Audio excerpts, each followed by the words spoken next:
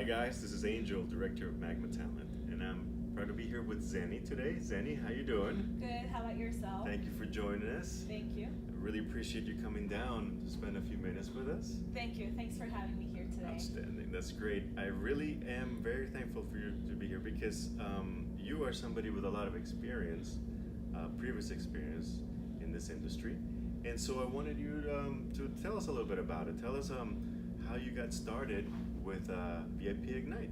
Okay. And how long ago? Perfect. I got started in the summer of 2014. It has been a journey because I decided that this was my field of passion since I was 13. At first, I started with modeling and acting. I got several no's along the way, and me being a teenager and holding on to stuff, I say, no way, nobody can tell me no. I'm going to keep pursuing this. Yeah. And somehow I fell across the opportunity, and I just kept evolving from there. That's great. Okay, so what was the first thing you did at VIP Ignite? What was your first responsibility, your first position? My first position was a scout. You were scouting, okay. Yes, I was scouting. How was that? It was a lot of fun, actually. Yeah? I really enjoyed it because they will send me out to different areas. I will go to interesting places to scout people, and I feel like I was a free person. Oh yeah? Okay. I wasn't stuck in a cubicle, or you're only here and this is your routine.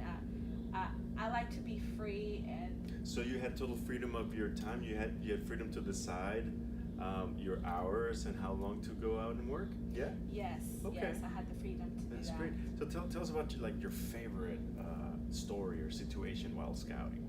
Tell us one story. I know you have probably a bunch, but tell us one. I do have a bunch. Yeah. Well, I got to make people's day, and I could see a sparkle in their eyes when I would talk to them. So sometimes they will be going through a tough situation, and all of a sudden my comment turned their day around.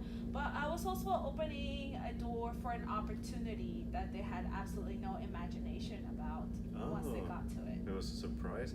So was it more fun to approach the younger crowd, like the kids and the parents, or was it a little more fun to approach, like, let's say, teenagers or early 20s? I wasn't really looking to stay within a niche. I was mainly aiming, whenever I would approach somebody that would be scouting, I would literally look at them, and out of everything that I would watch, I would just connect them with something. If I could make a connection, okay. If I could see them in something, I would just go for that. Okay. Excellent. That's great. And for how long did you scout? How long were you a scout for at the company? I started scouting for about a month and a half, and then I moved up to be a talent executive. How long did you think, do you recall it taking you to get good at scouting? How long was that? Was it a day? Was it a week? Was it a month? How long did it take you to actually feel comfortable going out and approaching people as a scout? I would say it was, well, it took a few days for me to be comfortable approaching people, but as far as becoming a good scout, that took a little bit longer. After a week learning the program, because I'm a person that if you teach me something, I'm gonna learn it exactly as you teach it. So you better be a good teacher, or it depends on how much of a teacher you are. But that's just me. For somebody else, it's different. So I started scouting away, but then after a while, I started learning people, and I started seeing what was actually going to give me results. Okay, all right. And so you'd say that took about a week or two to accomplish, or? To actually become good, that took longer than 2 weeks. Okay. It took longer than 2 weeks. I would say into my third week, because I started seeing how individual people were, and studying them, and I just learned how to approach better. And after that, it was bam, bam, bam. That is phenomenal. 3 weeks is really a very short time. Especially to get good at something, 3 weeks is nothing. That's really good. And then plus, very soon thereafter, you moved up to become a talent exec, weren't you? Yes. Tell us a little bit about that. How was that? Well, I was really hungry about moving up and learning different areas. Since I thought I had learned and managed scouting, I wanted to do something else. And that's just a habit that I have with me in the different jobs, the previous things that I've done, is first manage one thing, get it done, and if you have extra time, try to learn something else. And I was in a tough situation where I had to push and I had to move up in order in order to create some stability. So what was different about being a talent exec from being a talent scout?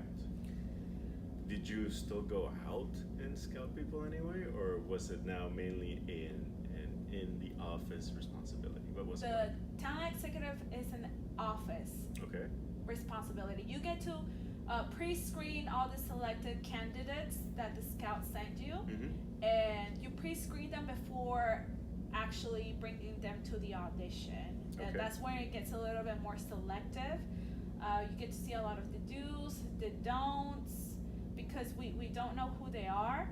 But besides from being a talent executive, on my free time, when I would be out and about, I will still be scouting. Excellent. So do you feel that you provided more value or more help to talent as a talent exec or as a scout? How do you feel you contributed more to their careers? Well, as a talent scout, I would basically open the door for them. Right. As a talent executive, you discover them. Yes, I would discover them. As a talent executive, I will get them to follow the process and get them to where they need to be. Yeah. But I believe that there's even more that they need from you for them to be successful. They need more than that, than just getting the foot in the door. Yes, the door's open for you, but put your foot in there, get through the door, and continue. You have to learn a lot of different things, and you need a good team for that. That will teach you what it is that you need to do to be successful. And I think that we have all of that. So how important would you say preparation is for a talent who wants to make it in this industry? How important is that? It's very, very important. Is it more important than good looks? Is it a bit more, or is it about as important, or what would you say from your experience? Well, there are stories that certain people get discovered that have absolutely no talent, and next thing you know, they're in a blockbuster movie.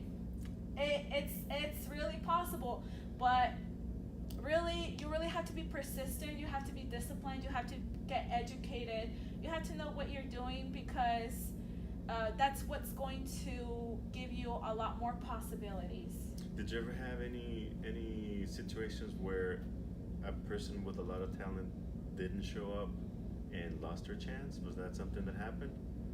Oh, that must have been sad. How did that make you feel? I was like, what? I scouted some twins. I scouted some people who were like amazingly talented, that I felt were more talented than me. And they just wouldn't show up. And for a while, I just couldn't get it. I was like, why are they letting go of such a great opportunity? So they wouldn't show up to the interviews, or they wouldn't show up to the auditions? Or they wouldn't show up to audition, or they would be late. And you can't force people to do that. You know when you wake up in the morning, your alarm goes off. Some people hit the snooze button. Some people don't hit the snooze button. They go out there and they do it. And you cannot just do that for everybody. You have to do it yourself. So that comes from within, is what you're saying. It comes from within. I understand. That makes sense. So that's a shame. It's a shame that such talent would go to waste because of oversleeping or just bad habits. Bad habits. Bad habits. That's bad. But then you also have the opposite, right? You have wonderfully great stories about people who were out there, put themselves out there, and were responsible and made it, right? Exactly. Yeah. You have somebody who you might think that person's not good looking. I'm better than that person. Why not? But that person has determination, has skills. They show up. They invest in themselves. they don't listen to negativity, and they're the ones that make it. And my sister, she's a 5'8", size 3, perfect fit for a runway model. And I grew up with her, and she's younger than me, and I'm older than her, and I'm a 5'3", bigger girl. And she will always be making fun of me, telling me that she was gonna be a model in music videos and this and that. And she had long, beautiful hair. And she always made me feel like I was an ugly duckling, but I was the one getting professional classes, actually submitting to literal, legit casting calls. And I got to be an extra in many different things. I got work experience. I was in a music video, and she never did anything. So it didn't matter. Well, that's sad. But it's good for you. Unfortunately, not so good for your sister. But it's wonderful that you have all that experience. You would be able to share that knowledge and provide guidance to new talent who are trying to get started. Right.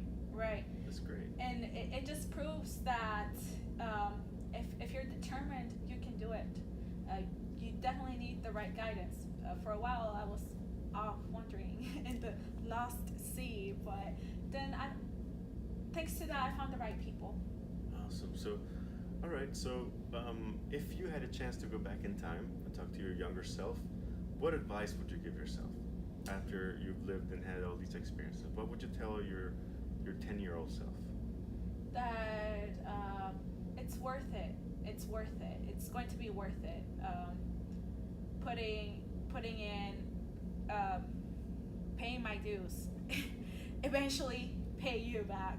If you just have to be patient. Also, I would tell myself that for the reasons that I've gotten no's, sometimes it wasn't because of talent. Yes, I had to develop my talent, but once I became talented, it just wasn't about that. It was also sometimes the script. It's different. What they're looking for, it's different. And if they don't choose you, it wasn't personal. It's not personal. Just, okay. It doesn't mean that you're not good enough. I'm sure that's important to understand. It's important to understand because I beat myself up a lot over that. And once I learned and I got to work here behind the scenes,